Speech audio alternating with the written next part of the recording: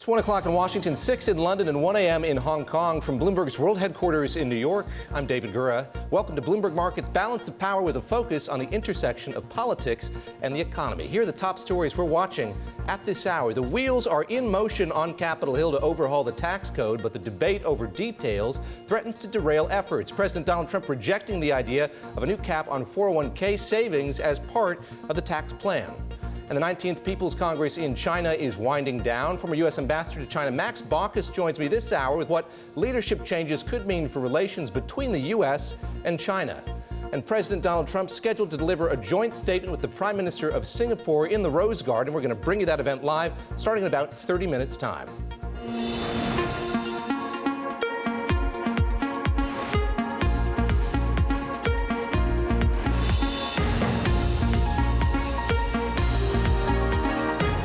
Let's check in on the Bloomberg First Word News this afternoon. Mark Crumpton has more. Mark? David, thank you. President Trump will meet with Philippines President Rodrigo Duterte on his trip to Asia next month. President Duterte has been criticized for a bloody crackdown on drug dealers. He threatened to cut ties with both the U.S. and the European Union when their ambassadors complained. The Trump campaign's digital director is scheduled to appear privately before the House Intelligence Committee this week. This according to people familiar with the matter, who say the appearance is part of the investigation into Russian meddling in the 2016 presidential election. Brad Parscale has been referred to as the key figure in the Russia probe, but says he was unaware of Russian involvement in the digital and data operations of the Trump campaign. British Prime Minister Theresa May is optimistic Brexit negotiations will have traction before the end of the year. May took questions from fellow lawmakers today after her meeting last week with EU leaders. We haven't reached a final agreement, but it's going to happen. I'd have a degree of confidence that we'll be able to get to the point of sufficient progress by December. After the Florence speech, there is a new momentum. The Florence speech was a step forward. May faces a challenge to her Brexit bill. The opposition Labour Party may join with rebels within her own party to force a vote on the final deal to leave the EU. In Italy, leaders of two regions in the northern part of the country claimed victory in referenda to demand more autonomy from the state. The vote in Veneto and Lombardy could strengthen the anti-immigrant Northern League Party going into next year's national elections. Global news 24 hours a day, powered by more than 2,700 journalists and analysts in over 120 countries. I'm Mark Crumpton. This is Bloomberg. David? Mark, thank you very much. Another day in record territory. Let's get a check on where the markets stand this afternoon with Bloomberg's Julie Hyman. Julie? Yes, record territory more briefly this time, David, because now we're seeing the S&P and the NASDAQ fall, but they're up off the lows of the session as the Dow hangs on to its record. Every day last week, the major averages set records. So we're coming off quite a week there and now seeing something of a pause. Why are we seeing a pause? Well, in terms of the Dow and actually what's holding it back from further gains, there are a couple of stocks in particular. But first, let's take a look at the Bloomberg here and look at the skew index. This measures the likelihood of two standard deviation move in the S&P 500 over the next 30 days. And we're seeing that skew index rise and rise. That's the white line here, even as the VIX goes down. This essentially prices in the likelihood that there will be some kind of big volatility event. And so we've been seeing more likelihood of that, even as the VIX doesn't remain very high. In terms of other individual stocks that we're watching, we are looking at General Electric and McDonald's. There they are. GE and McDonald's down today. Day two in terms of reaction to General Electric earnings. And even though the stock was up on Friday, it's falling today as the analyst calls and analysis rolls in. Among other things, we've got Morgan Stanley cutting its outlook on the stock, cutting its price target as well. And there's some concern being expressed about a dividend cut at the company. McDonald's, meantime, reports its numbers tomorrow. Earnings per share is projected to rise 8%. Comparable sales globally expected to rise by analysts 4.5%, but the shares are pulling back today. Other movers that we're watching, Hasbro is a big one here. Hasbro shares are down 9% today. They're pulling Mattel down with them. It has a lot to do with Toys R Us and its bankruptcy filing. Toys R Us, the second biggest customer for Hasbro. It's also the second largest for competitor Mattel. And Hasbro's coming out and saying sales growth in the current quarter could be about half of what what Wall Street was expecting. David? Julie, thank you very much. Julie Hyman with that market update on this Monday afternoon. Coming up, John Engler joins me. He's the former governor of Michigan. He's now co-chairing a task force on the future of the U.S. workforce convened by the Council on Foreign Relations. That's coming up. This is Bloomberg.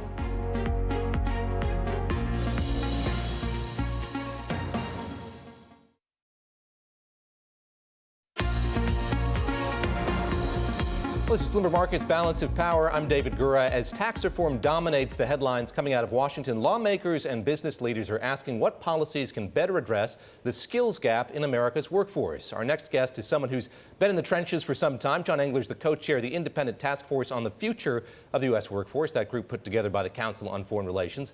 He's also led the Business Roundtable, and before that, he was the governor of the state of Michigan. Governor, great to have you with us once again. Great to be with you. Let's start with what you don't know. You're seated on this committee. You're looking at the issue of the workforce in the U.S. What are the big unanswered questions that you hope to answer by the time you complete your report?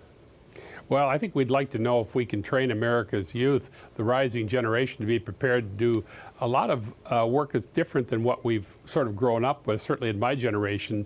A lot of technology infused in almost everything we're doing, whether that's manufacturing or services. Today, the Wall Street Journal had an article about some Scandinavian companies using AI, artificial intelligence, to run these machines to do what would have been in the past clerical work, or in some cases even a little bit up the ladder, making some financial calls. And there's estimates that a lot of investing will be done by machines in the future. So people have to have skills. It doesn't necessarily mean 4 years of college, but it's going to mean specialized education and training. And everyone needs to be thinking about, what is it I'd like to do? What do I think I'm good at? And how do I get those skills? Governor, you mentioned Scandinavia. I recall hearing from an executive from Siemens a few years back in Washington, D.C., talking about that company's apprenticeship program. And it seems to me that in these first few months of this administration, there has been a lot of focus on trying to replicate what's done in Germany and other countries in Europe, bring it to the U.S., get people to do apprenticeships, get people to think more seriously about 2 years of college or community college. What's going to be the challenge of getting programs like those implemented here in the U.S.? I think it's really gearing up at the local and state level. Interestingly, this is something that can't be fixed in Washington. Washington can help. There's a lot of discussion about the potential that maybe the federal government ought to recognize. I think about 25 states today have what would be considered an apprenticeship tax credit, or an incentive, a way to encourage business to work with local education and training institutions. Many of those are community colleges. In some cases, a regional collaboration of what would be high schools, coming together to figure out, and by talking with business, one of the things we're looking at is how do you get these workforce boards? All of America, every inch of our country has a workforce board that's involved. Are they linked up to the education and the training institutions? Often the answer is no, not very effectively. So how do you bring that together? The Washington conversation is really outstanding, and I think there is, on the part of Secretary Acosta, Secretary DeVos, and the council, the Domestic Policy Council under Mr. Cohen, a lot of effort being done, a lot of thought being given, and they can put some tools in the hands of local people. But today, look at the competition for that Amazon second headquarters. One of the key components in each of these communities that's competing today is, hey, this is how we're going to train the people that will work in those facilities. And that's what they're competing on. That'll be more important ultimately than the tax breaks. How much of this is replicatable? In other words, you look at what's being done in Michigan, say. Can the governor of Maryland or Virginia take pieces of that and bring it to those states? Is there enough communication among states, I guess is what I'm asking. There needs to be more, David. That's a really insightful question. Governors are great copycats. We love to borrow and steal from each other. What are the best ideas? See if we can't improve them. And I think we can do a better job of that. But I think business also, you look at a company, and you mentioned Siemens earlier, it's a great example. In every location where they are, they're spreading the word. Caterpillar has done some of that. Great companies like Boeing are doing that. So you're seeing kind of the way they're thinking this through. IBM has actually been involved in starting schools. They've been very shrewd, I think, in the way they've approached this. So there's keen interest. A week ago, I was in Minnesota. I visited a couple of plants for a board that I serve on, and the number one problem they've got is with an unemployment rate almost below 3%. Where do we find the workers? And when you talk, are the companies talking to the schools? You know, those conversations are beginning, but we're not nearly where we need to be. The other piece of this is also to do a better job. This is something the Business Roundtable and the U.S. Chamber both have talked about, is understanding what's the demand. When we talk 5 million jobs open today, where are they? What kind of jobs? What's it take to get them? And in the future, if there's going to be new jobs open, how are we assessing the demand and being able to tell our educators and trainers, this is what we think are, the opportunities for your young people growing up in a community. You could do this, and you wouldn't have to move away from home. How do we learn lessons from history and at the same time look forward? I think about the legacy of trade policy, for instance, and the quality of the discourse we're having now about trade policy, what trade allows us to do, what it makes more difficult to do. How do you get beyond grievances about the past and look ahead to the way the global economy is changing? Well, I certainly think you have to recognize it is a global economy first and foremost, and there seems to be almost a questioning of that. I don't think that's in dispute, or it shouldn't be. I think the data is pretty clear. And North America in particular is highly integrated, and NAFTA has been a big reason for that integration and for the success that's come off of that. And that matters in agriculture, it matters in manufacturing. We ought to build on it, and we ought to recognize that part of trade allows you to maximize what you're best at doing and maybe minimize what you're least able or least cost effective at doing, and it all comes together if it's done right. I think one of the things in trade they ought to be focused on, and it ought to be right at the top list, is how do you protect intellectual property? And that's a bigger challenge, it seems to me, than worrying is there 1 year to the next a slight imbalance in trade, or is manufacturing in deficit while services are in surplus. I mean, some of that's, you get into that math, it gets a little fuzzy, but there are some fundamental things that we ought to do in trade. You ask another important part of that question, learning from the past. This country had, once upon a time, a very effective network of what we called trade schools and skills training, and we kind of got away from that in the last couple of decades, where we started to say, everybody, oh, go to college, and yet I talked to the president of Consumers Energy in Michigan, Patty Poppy, and here you can get a job climbing a pole being a lineman. Those will start at $70,000. You get some training, experience, work overtime, you're going to be over $100,000 income. That's a pretty good job. You don't need college for that. You don't need to be in debt for that. You can get trained. You can go to work. And there are those kinds of jobs throughout the economy, but we're not telling younger people what they are. And we're also, I think, not doing a good enough job with that 20-year-old, 30-year-old who needs to maybe be retrained or didn't do well. And the other thing is, don't drop out. Got to stay in school. Governor Engler, I heard you talking about trade policy, talking about modernization, dare I say, improving existing trade agreements. If we were to see NAFTA terminated, would that constitute a failure to you? Do you think that'd be a failure if that agreement were to go away? I think it'd be a very big failure. I just can't imagine that we would want to walk back. Now, I come from Michigan, where the first really international trade agreement that was important in Michigan was the U.S.-Canada Auto Pact. And then building off of that, ultimately we ended up with NAFTA. And you can make an argument that NAFTA has been responsible for saving the automotive industry in the U.S. because of the way we've integrated now across borders, and it's allowed us to compete with other regions in the world. I almost think that's beyond challenge. And some of the talk is very, very careless, and I think the members of Congress we worked with the Clinton administration actually to get NAFTA ratified back, even though it had been negotiated by President George H.W. Bush. So you had a bipartisanship approach to trade that made a lot of sense, and we need to recover that and understand what is really important and what matters. And you just can't throw this stuff away and end up being a competition where the low-cost provider wins, because I don't think that works for the U.S. at all. Governor, we'll leave it there. Thank you very much. That's Governor John Engler, Engler, former president of the Business Roundtable, joining us today from our bureau in Washington, D.C. And I just want to mention that Governor Engler's co-chair, former Commerce Secretary Penny Pritzker, is scheduled to speak tomorrow at the Bloomberg Next, the Connected Future Conference down in Washington, D.C. I'll be there moderating a few panels, and you can get more information about the event at BloombergNext.com, and you can watch all those proceedings live at LiveGo on the Bloomberg. Still ahead, Max Baucus, the former U.S. ambassador to China and Democratic senator from Montana, will be here to recap the China's People's Congress, which concludes tomorrow. That's coming up. This is Bloomberg.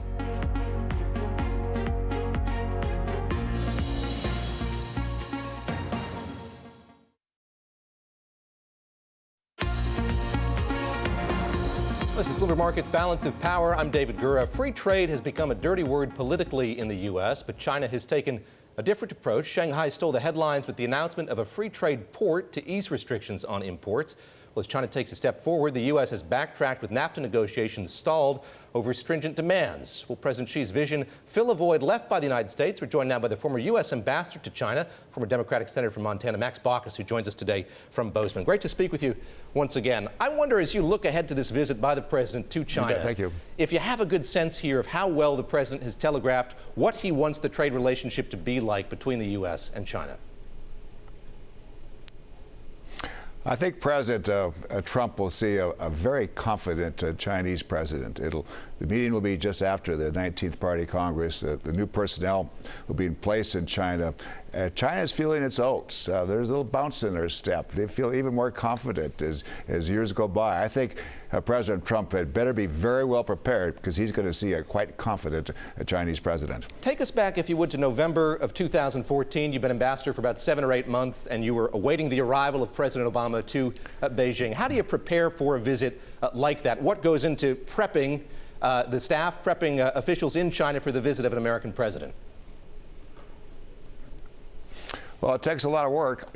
It takes going in knowing that the best relationships are those which have mutual self-respect. That is, President Trump has to explain what's most important for the United States, just as President Xi will for China.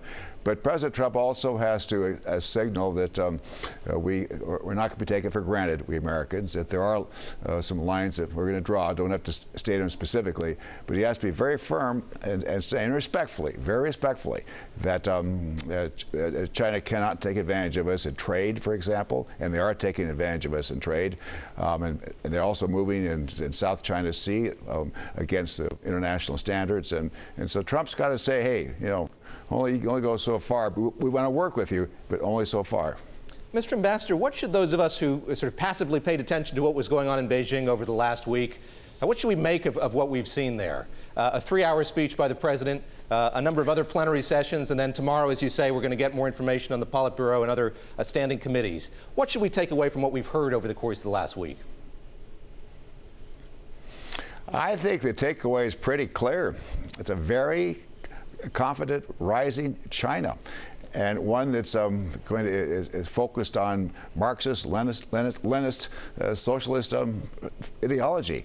That is, the United States has to recognize that China is going to pursue its own ideology, its own form of government, and we Americans can't just assume that because we have our independent judiciary, we have our rule of law, we've got our Constitution, and we also favor transparency, that China will do the same. They won't. We're just different. We have to understand the difference. And I think that's the main thing President Trump has to understand, that they are different. We're not going to be able to persuade them to our form of government, but we have to work with each other and respect each other. I want to read something here from the UK Foreign Secretary, Boris Johnson, who's speaking today at Chatham House in London. He's talking about the Nuclear Non-Proliferation Treaty, and he says it's helped avoid what might otherwise have been a gathering rush to destruction in which the world was turned into a great arena of Mexican standoffs, a nuclear version of the final scene of the movie Reservoir Dogs. The thrust of the speech is diplomacy has to be the option that we're all pulling for. And I wonder, as you look at the crisis in North Korea, if you think it's going to be resolved by diplomacy. Do you see indications that this is going to be righted in that way?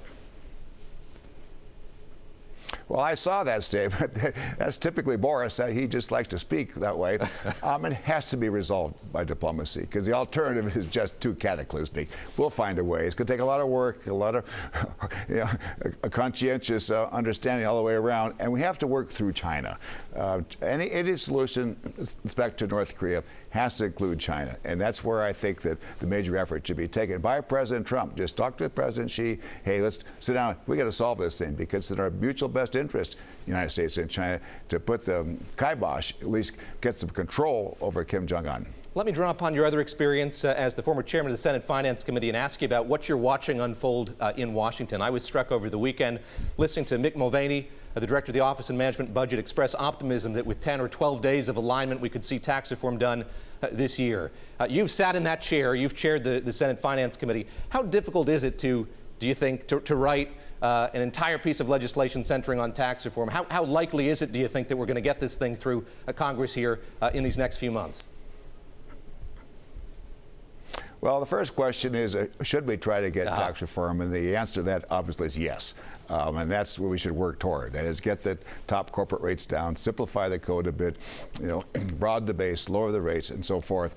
But it's going to take a lot of work. In my experience, major tax reform or other major legislative reform only occurs when the president is very deeply involved and engaged and solid. Doesn't keep changing his mind, but solid.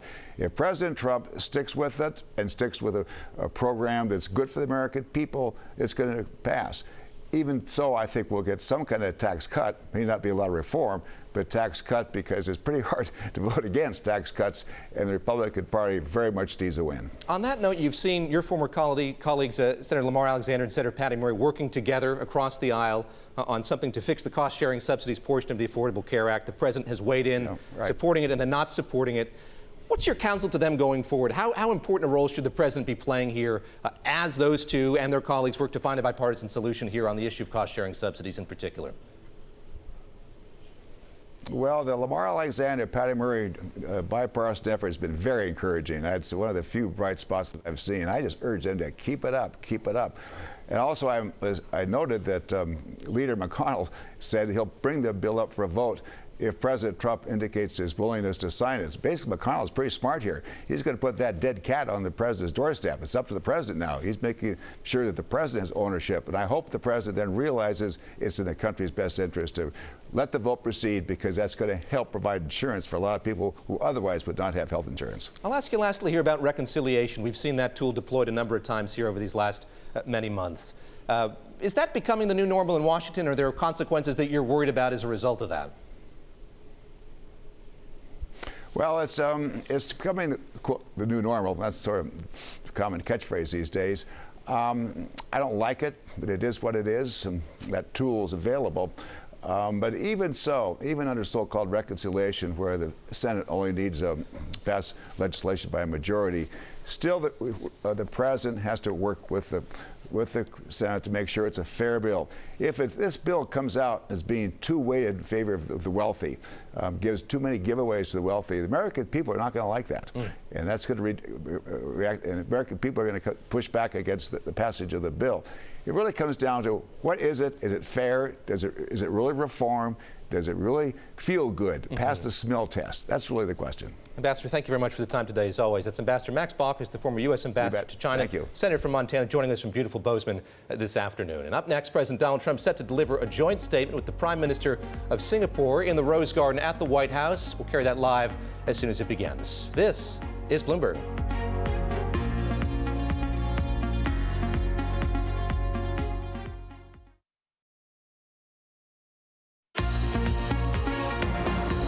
Welcome back to Bloomberg Markets Balance of Power. I'm David Gura here at the bottom of the hour. Let's get the headlines on the Bloomberg First Word News. Mark Crumpton has more. Mark? David, thank you. Secretary of State Rex Tillerson says there's room for the Taliban in Afghanistan's government, in his words, in moderation and with conditions. Conditions include renouncing violence and terrorism and committing to stability.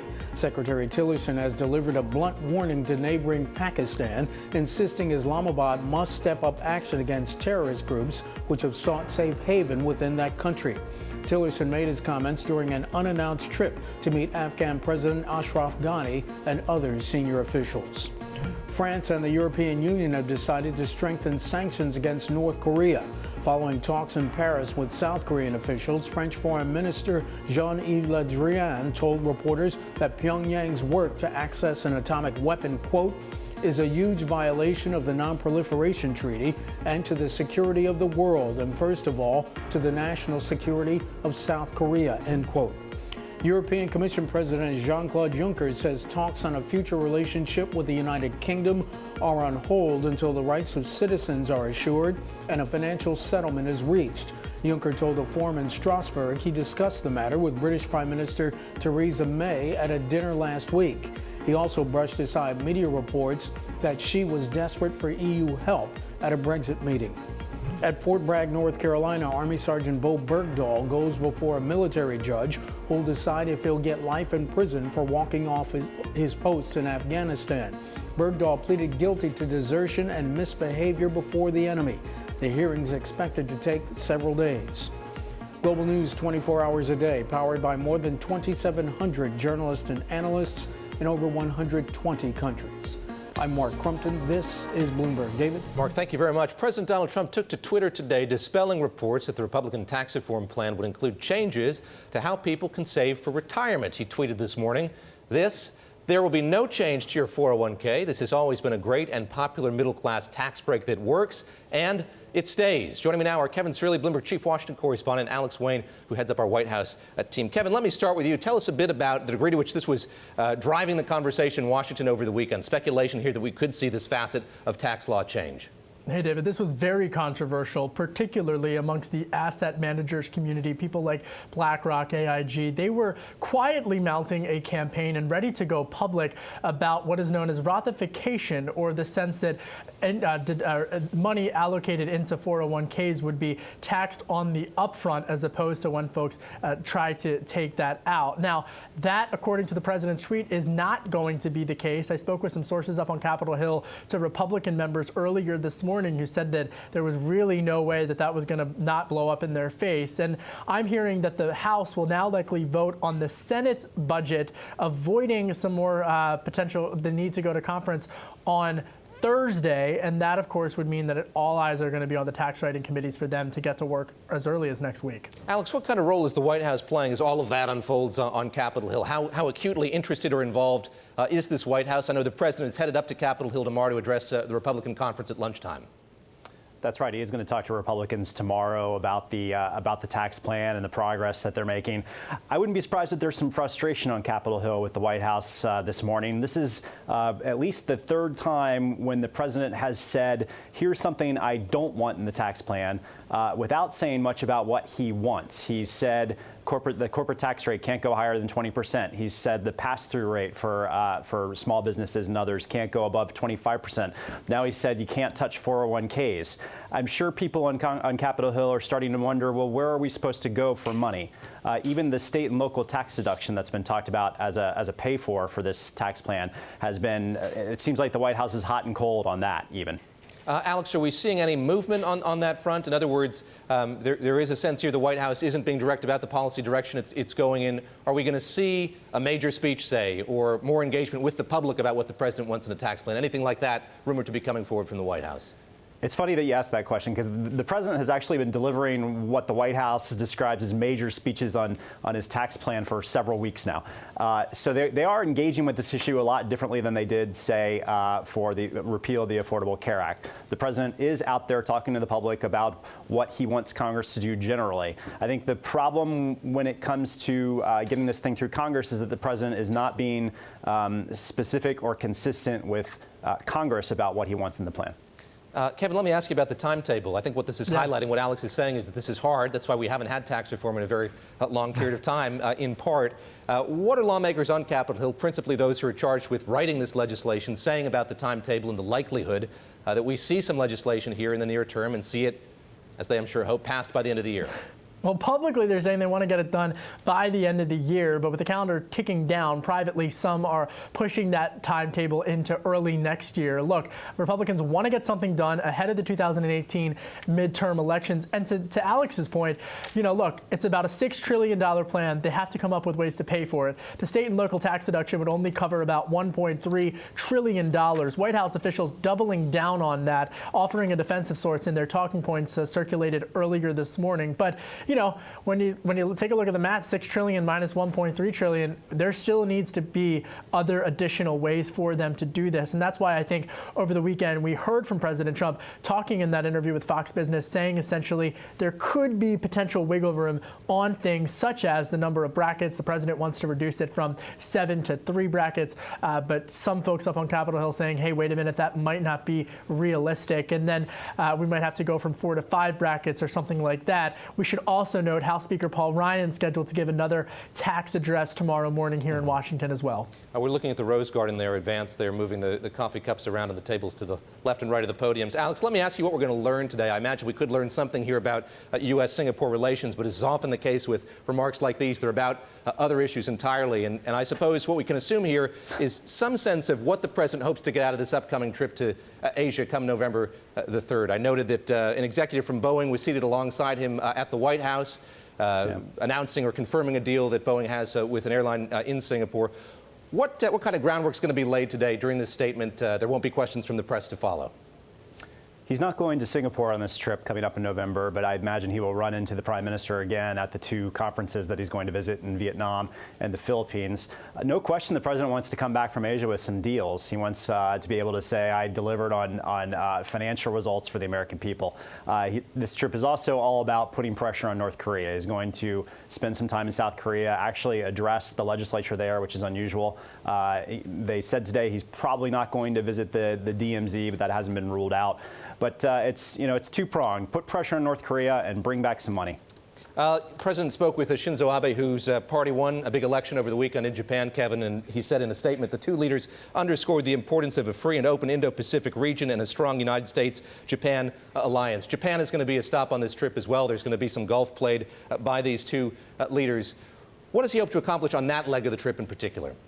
Well, this is all about North Korea, and in particular, how they're going to continue to pressure North Korea for its military ambitions. Look, I think you could, quite frankly, also see some potential for Japan to discuss maybe Gazprom with the United States. We'll have to wait and see whether or not that is going to happen. But I think that the dominating headlines is definitely going to be North Korea. And the announcement today, Alex, that the president's going to meet with his Philippines counterpart, Rodrigo Duterte. They're going to have a one-on-one meeting. This was something that was up in the air. We knew that there was going to be an event in the Philippines where they were likely to interact. What does it mean? What does it signify that these two world leaders are going to meet face-to-face, one-on-one? It's a bit of a touchy meeting. Duterte didn't have a good relationship with President Barack Obama. You'll remember he insulted him, in fact, in public remarks, and Obama wound up canceling a meeting with the Filipino leader. I think probably the American public and certainly our international allies, our democratic allies, will be hoping the president will talk about human rights when he meets with the Filipino leader. He will talk about these unsanctioned killings, these extrajudicial killings in the president's drug war in the Philippines. I would not get my hopes up if I were folks looking for that sort of a confrontation. Kevin, let me ask you lastly here just about the trip that the Secretary of State is taking right now. He touched down in Bagram in Afghanistan today. He's on a big trip going to Saudi Arabia, Qatar, Afghanistan, Pakistan, India, and Switzerland. Is he traveling more? Is he a more public face diplomatically of this administration than he has been? I think of so many issues where Ambassador Nikki Haley has been at the forefront, say. Are we seeing a more assertive, a more willing to travel Secretary of State currently in the middle of this trip? Well, the State Department would say no, but I think it's safe to say that, yes, we are. We're seeing someone who is much more comfortable in that role than perhaps he was several weeks or months ago. And, he was facing intense pressure, not only from media reports and also United Nations officials, but also within the administration to kind of step up to the plate, so to speak. But, of course, the fallout from the report about the distance between the president and the Secretary of State clearly signaling a change, at least in how he's communicating in his posts. And the news flow out of Saudi Arabia in the past couple of days quite remarkable. So it will be interesting to see what exactly he accomplishes, what he says while he's traveling over there. All right, my thanks to both of you. That's Kevin Cirilli, our Chief Washington correspondent, Alex Wayne, who heads up our White House coverage here at Bloomberg News. And once again, we're awaiting remarks from President Trump and Prime Minister Lee. We're going to bring those comments to you live as soon as they begin from the Rose Garden outside the White House. This is Bloomberg.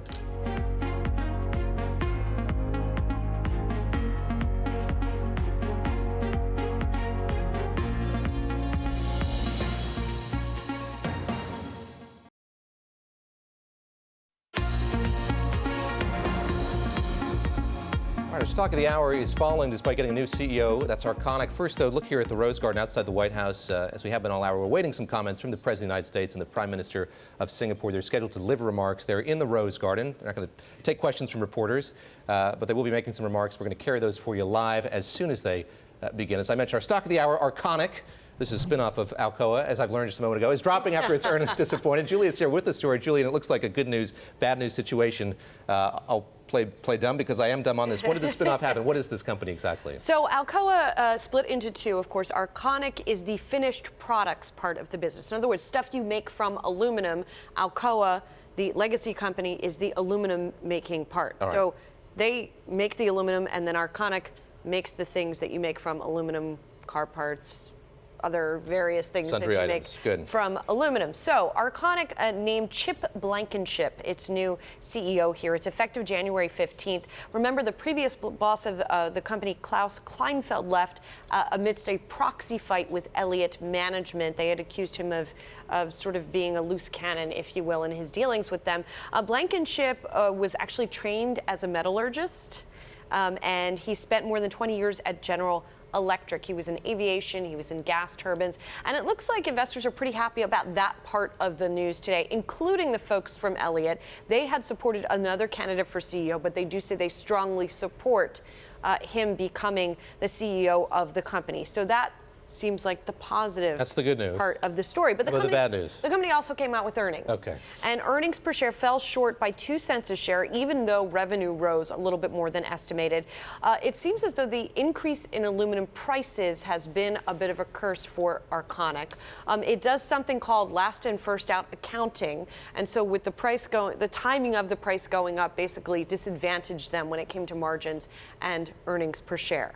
And so that's whereas Alcoa itself is benefiting from the rise in aluminum prices, Arconic is not. Does Alcoa retain the bellwetherness that it used to have? Do we still look at Alcoa as a bellwether? Not to the same degree. It also, remember, doesn't report first. It used to, and it changed the timing of its reporting. So not to the same degree. Very good. Julie, much like thank you. General Electric, There for you that go. matter. Yeah. Bellwether in a bad way. Julie Hyman, thank you very much.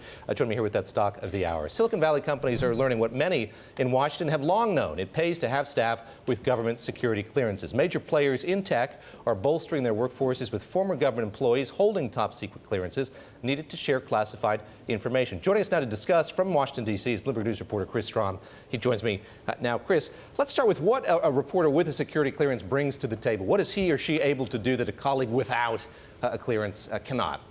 Well, a person with the government security clearance is able to access classified information, and that can be very valuable to tech companies and social media companies, especially because of what we saw from the last election. And so what you can have is you can have these companies get somebody out of government who already has a security clearance, and then they can sit at the table and understand the threat intelligence and the classified information that the government has, which they can then bring back to the company and use it to better secure the company's products and networks.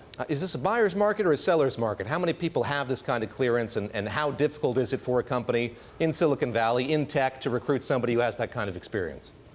Well, currently there's more than 4 million government employees who have some level of security clearance. It's a question of what kind of security clearance these companies are going to be seeking out, and can they lure somebody away from government service? You would think that the companies would be able to pay enough money to make it appealing for government employees who have clearances to leave. From the company point of view, the security clearance is something that they don't have to pay for. The government has already paid for that. The government employee, the government spends a lot of money to clear people and give them clearances. And then a company like Facebook or another tech company would be taking that person away from government and putting that person into their own workforce. Has there been any sort of an Edward Snowden effect here? We remember the contractor who transferred, gave away a lot of information to reporters here on sensitive national security issues. Has that changed the way people get clearances, what clearances they can get, and how closely watched people with these clearances are? Yes, after Snowden, there was more stringent procedures were put in place for security clearances and security clearances renewals. One of the interesting things is that a few years ago, you had these tech companies fighting against the government over their surveillance, over government surveillance activities. And now they want people who have been involved in these government surveillance programs and were involved in these classified programs to come into their workforce. So it presents a little bit of an interesting situation for these companies, where now they look at the value of government classified information. Let me ask you lastly here how difficult it is to get. I imagine people will see news like this and think this might be a way to get a job, a better job, make more money. How long does it take? How difficult is it to get this kind of clearance? Well, it takes months to be able to get a clearance, and you have to go through a pretty rigorous process. You have to fill out a form, and you have to give information dating back years in terms of your history, your drug use, your personal history, your residence, where you lived, who you lived next to. Security investigators will go and talk to people who you might have not talked to in years. And they will be asking those people to vouch for your credibility, and so it's a pretty rigorous process. Chris, thanks very much for the time. Appreciate it. That's Chris Strom. He joined us today from our bureau in Washington, D.C. And some breaking news here about Under Armour. Wall Street Journal reporting here that Kip Fulks, one of the co-founders of that company, is said to be taking a sabbatical, taking some time off. The company, which is also diversified, gone into a lot of different sports areas, now deciding to consider exiting tennis and fishing as areas that it's involved in. Once again, Under Armour's co-founder Kip Fulks taking some time off, according to the Wall Street Journal. Coming up, we're waiting comments from the President, from the Prime Minister of Singapore, from the Rose Garden at the White House. We're going to bring you those comments just as soon as they begin. This is Bloomberg.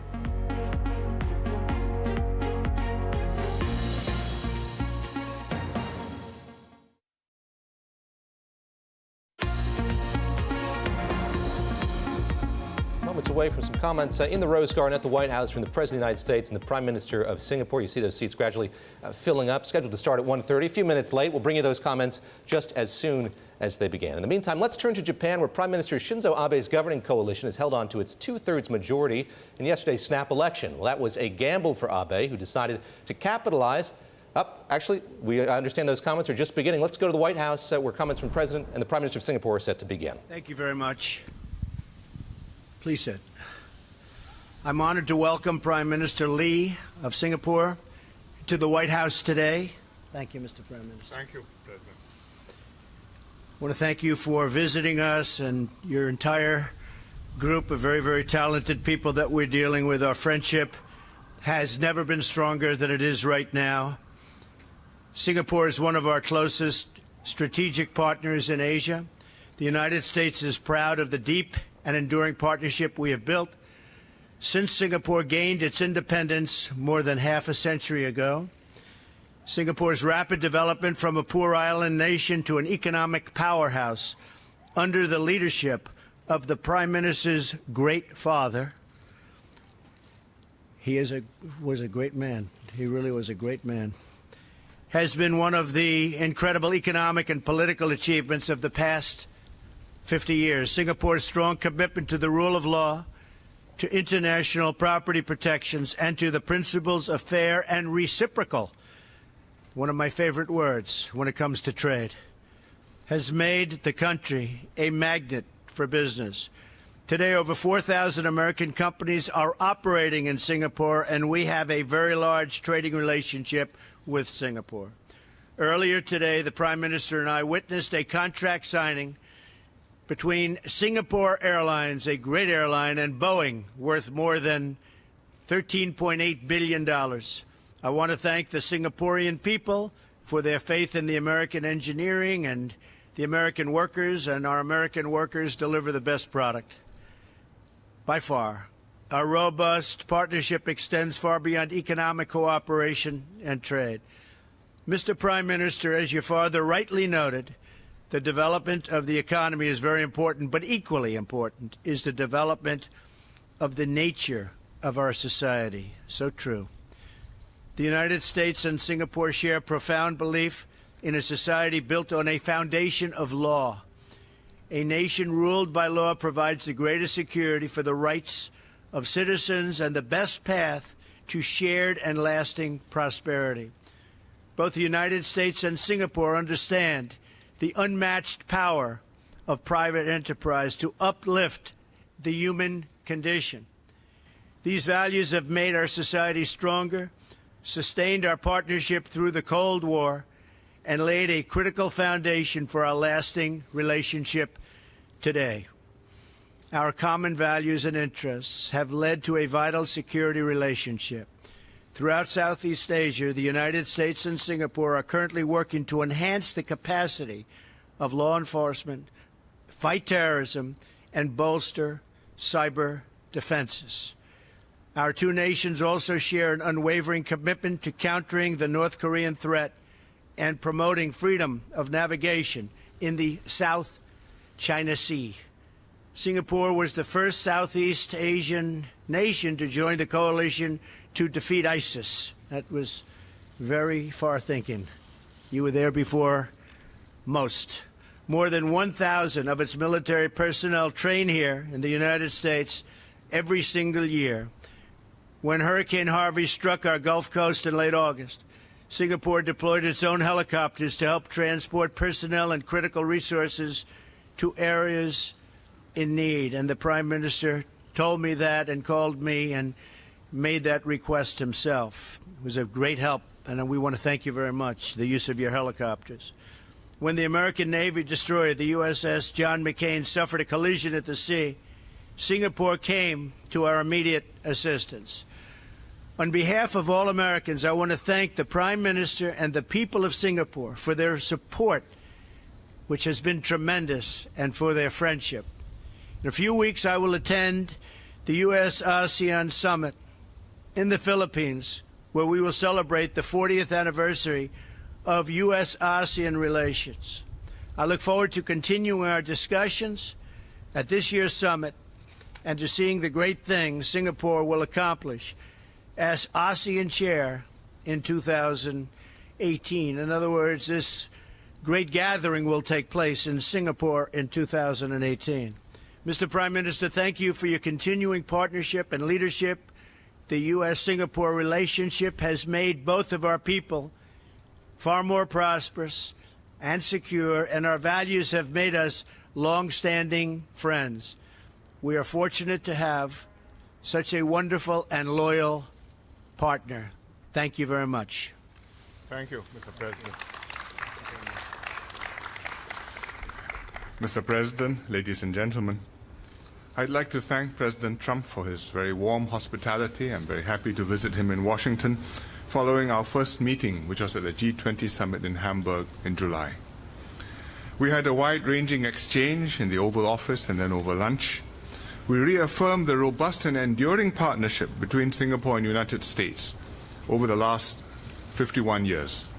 It's a deep and wide relationship with substantial cooperation in economic, defense, and security spheres. And we also discussed what more we could do to take it forward. On the economic front, the U.S. is an important partner for many countries in Asia, just as Asia is an important economic partner for the United States. Singapore is a small country, we're just 5.5 million, but we have sizable investments and trade with the U.S., and these continue to grow. For example, we are the second largest Asian investor in the U.S., with more than $70 billion in stock investments. And our total trade in goods and services amounted to more than $68 billion last year. The U.S. has consistently run a substantial trade surplus with Singapore. Last year it stood at $18 billion. In other words, America exported $43 billion of goods and services to Singapore, and on a per capita basis, we must be one of the highest buying American customers in the world. $7,500 worth of American goods and services yearly. iPhones, pharmaceutical products, tires, golf clubs, financial and consultancy services. I mean the sticks, not the associations. And I discovered recently, looking at my sports shoes, that my New Balance shoes, which are very good, are made in the US, probably in New England. And of course, we buy Boeing jets.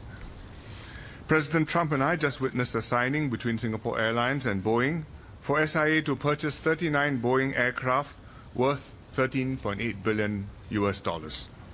It's a win-win for both sides. It will further modernize SIA's fleet and also support many American jobs. Our defense ties are very strong. Singapore supports a military presence in Asia.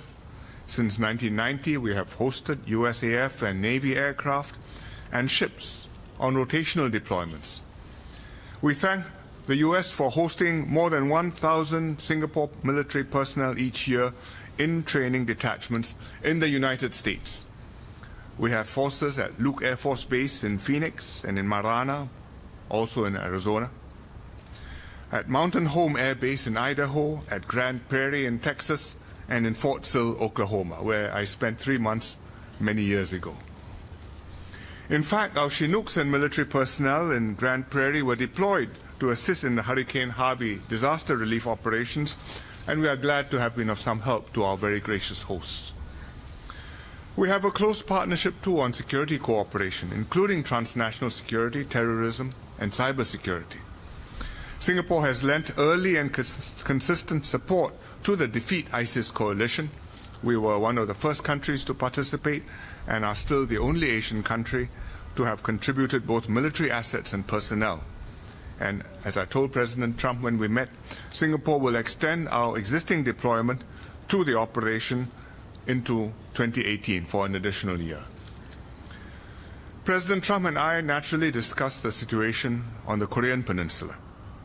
We strongly those comments continue there from the Prime Minister of Singapore. If you'd like to keep watching them, you can at TV Go on the Bloomberg comments from the Prime Minister of Singapore and the President of the United States, centering on the relationship between Singapore and the U.S., centering on three things in particular. The first, the business relationship between these two countries. The President pointed out that just a few hours ago, he signed a $3.8 billion deal with Boeing, talked about the diplomatic relationship ahead of the ASEAN summit in the year 2018, and also talked about the military relationship the U.S. has enjoyed with Singapore. More to come. This is Bloomberg.